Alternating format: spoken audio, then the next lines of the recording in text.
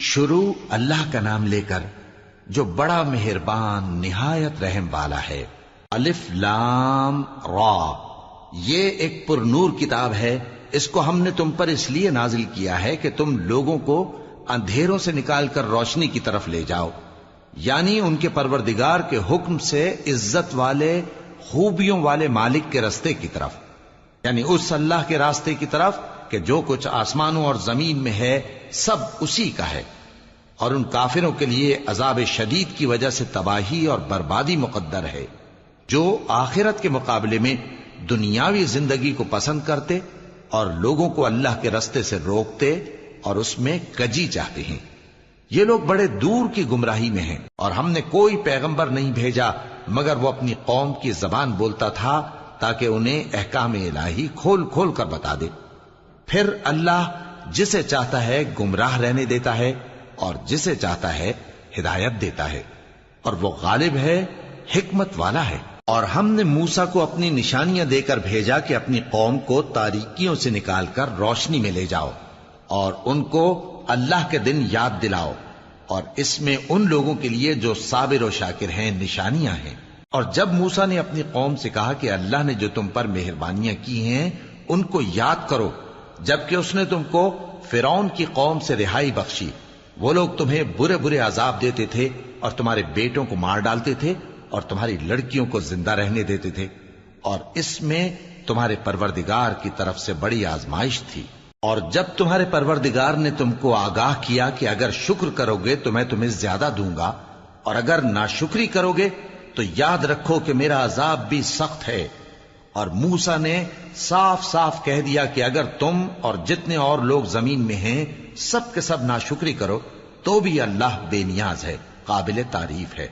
بھلا تم کو ان لوگوں کے حالات کی خبر نہیں پہنچی جو تم سے پہلے تھے، یعنی نوح اور عاد اور سمود کی قوم اور جو ان کے بعد تھے، جن کا علم اللہ کے سوا کسی کو نہیں۔ جب ان کے پاس ان کے پیغمبر نشانیاں لے کر آئے تو انہوں نے اپنے ہاتھ ان کے منہوں پر رکھ دیے کہ خاموش رہو، اور کہنے لگے کہ ہم تو تمہاری رسالت کو تسلیم نہیں کرتے، اور جس چیز کی طرف تم ہمیں بلاتے ہو ہم کو اس میں بھاری شک ہے۔ ان کے پیغمبروں نے کہا، کیا تم کو اللہ کے بارے میں شک ہے جو آسمانوں اور زمین کا پیدا کرنے والا ہے؟ وہ تمہیں اس لیے بلاتا ہے کہ تمہارے گناہ بخشے اور ایک مدت مقرر تک تم کو مہلت دے۔ وہ بولے کہ تم تو ہمارے ہی جیسے آدمی ہو، تمہارا یہ منشا ہے کہ جن چیزوں کو ہمارے بڑے پوجتے رہے ہیں ان کے پوجنے سے تم ہمیں روک دو، تو اچھا کوئی کھلی دلیل لاؤ، یعنی معجزہ دکھاؤ۔ پیغمبروں نے ان سے کہا کہ ہاں ہم تمہارے ہی جیسے آدمی ہیں، لیکن اللہ اپنے بندوں میں سے جس پر چاہتا ہے نبوت کا احسان کرتا ہے، اور ہمارے اختیار کی بات نہیں کہ ہم اللہ کے حکم کے بغیر تم کو تمہاری فرمائش کے مطابق معجزہ دکھائیں۔ اور اللہ ہی پر مومنوں کو تو بھروسہ رکھنا چاہیے۔ اور ہم کیوں اللہ پر بھروسہ نہ رکھیں حالانکہ اس نے ہم کو ہمارے دین کے سیدھے رستے بتائے ہیں، اور جو تکلیفیں تم ہم کو دیتے ہو اس پر ہم صبر کریں گے، اور اہل توکل کو تو اللہ ہی پر بھروسہ رکھنا چاہیے۔ اور جو کافر تھے انہوں نے اپنے پیغمبروں سے کہا کہ یا تو ہم تم کو اپنے ملک سے باہر نکال دیں گے یا تم ہمارے مذہب میں واپس آ جاؤ۔ بس ان کے پروردگار نے ان کی طرف وحی بھیجی کہ ہم ظالموں کو ہلاک کر دیں گے اور ان کے بعد تم کو اس زمین میں آباد کر دیں گے۔ یہ اس شخص کے لیے ہے جو قیامت کے روز میرے سامنے کھڑے ہونے سے ڈرے اور میرے عذاب سے خوف کرے۔ اور پیغمبروں نے اللہ سے فتح چاہی اور ہر سرکش ضدی نامراد رہ گیا۔ اس کے پیچھے دوزخ ہے اور اسے پیپ والا پانی پلایا جائے گا، وہ اس کو گھونٹ گھونٹ کر کے پیے گا اور گلے سے نہیں اتار سکے گا، اور ہر طرف سے اسے موت آ رہی ہوگی مگر وہ مرنے میں نہیں آئے گا، اور اس کے بعد سخت عذاب ہوگا۔ جن لوگوں نے اپنے پروردگار سے کفر کیا ان کے اعمال کی مثال راکھ کی سی ہے کہ آندھی کے دن اس پر زور کی ہوا چلے جو اسے اڑا لے جائے۔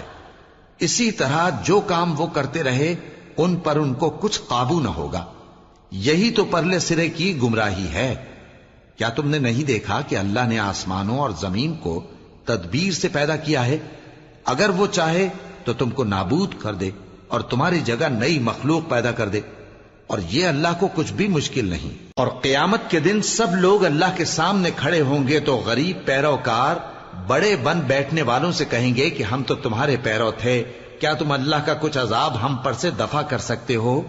وہ کہیں گے کہ اگر اللہ ہم کو ہدایت کرتا تو ہم تم کو ہدایت کرتے۔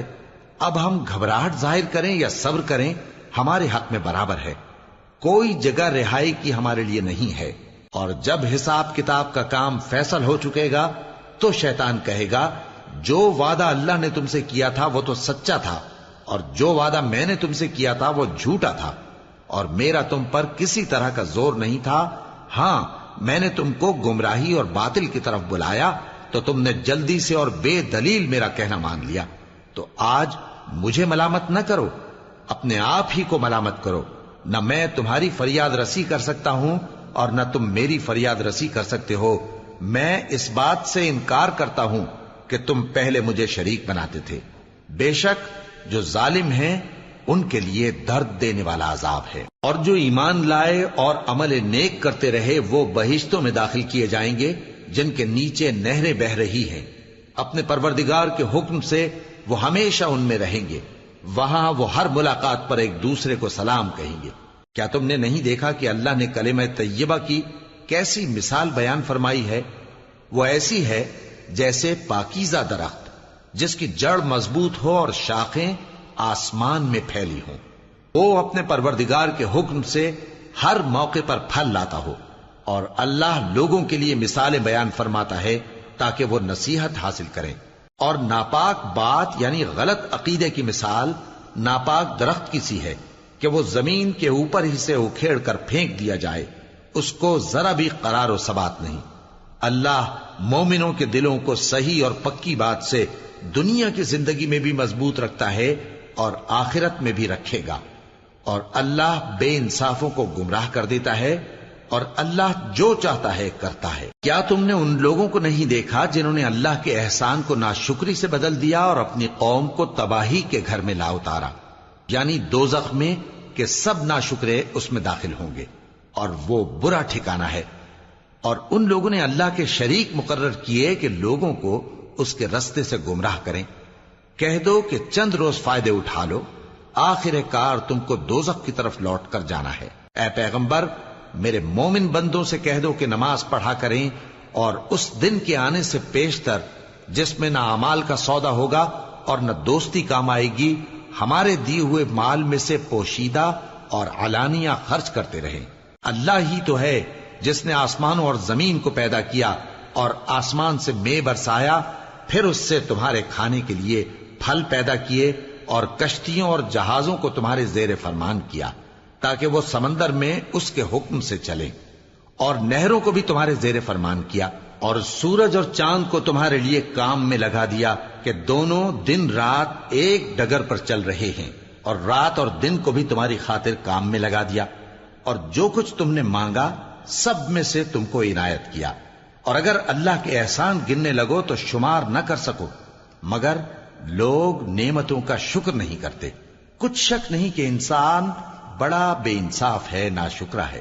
اور جب ابراہیم نے دعا کی کہ اے میرے پروردگار، اس شہر کو لوگوں کے لیے امن کی جگہ بنا دے، اور مجھے اور میری اولاد کو اس بات سے کہ بتوں کی پرستش کرنے لگیں بچائے رکھیو۔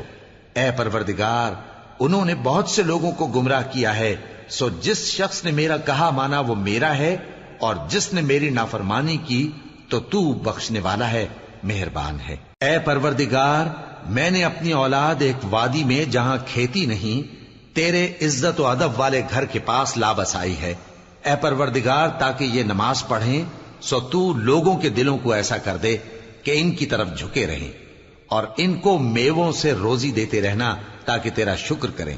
اے پروردگار، جو بات ہم چھپاتے اور جو ظاہر کرتے ہیں تو سب جانتا ہے، اور اللہ سے کوئی چیز مخفی نہیں، نہ زمین میں نہ آسمان میں۔ اللہ کا شکر ہے جس نے مجھ کو بڑی عمر میں اسماعیل اور اسحاق بخشے، بے شک میرا پروردگار دعا سننے والا ہے۔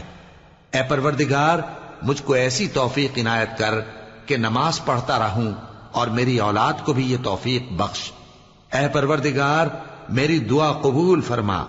اے پروردگار، حساب کتاب کے دن میری اور میرے ماں باپ کی اور مومنوں کی مغفرت کیجو۔ اور مومنوں یہ نہ سمجھنا کہ یہ ظالم جو کام کر رہے ہیں اللہ ان سے بے خبر ہے، وہ ان کو اس دن تک مہلت دے رہا ہے جبکہ دہشت کے سبب آنکھیں پھٹی کی پھٹی رہ جائیں گی اور لوگ سر اٹھائے ہوئے میدان قیامت کی طرف دوڑ رہے ہوں گے، ان کی نگاہیں خود اپنی طرف لوٹ نہ سکیں گی اور ان کے دل مارے خوف کے ہوا ہو رہے ہوں گے۔